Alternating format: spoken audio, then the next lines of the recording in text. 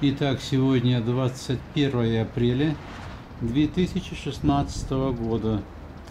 Сделаю обещанный круговой обзор. Вот показываю сопки наши.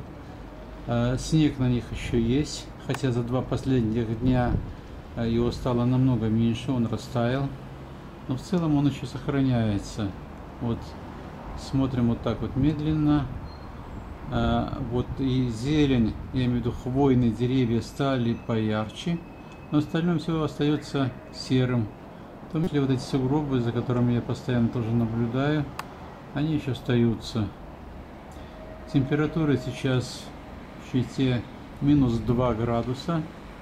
Сегодня вообще обещали ураганный ветер до 28 метров в секунду. Но я, честно говоря, не могу понять, был он уже или только еще будет. А время уже 9 час.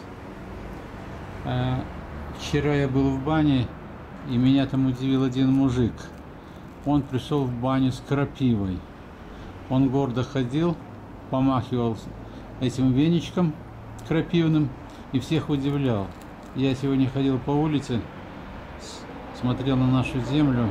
Ну вот показываю кусочек двора, пытаясь понять, где же вот он на такой земле мог найти крапиву. Пока ничего зеленого на ней еще нет. Ну где-то нашел, где-то под забором, видимо все-таки выросла. Собственно говоря, я мужиков вчера тоже удивил, потому что я пришел в баню с букетом мастер. Просто до бани у меня был литературный семинар. Люди вдруг вспомнили, что у меня совсем недавно было день рождения, и подарили мне букет. И вот когда я пришел в баню, все ждали, буду я париться этим веником или нет. Не дождались. Цветами я пока что не парюсь.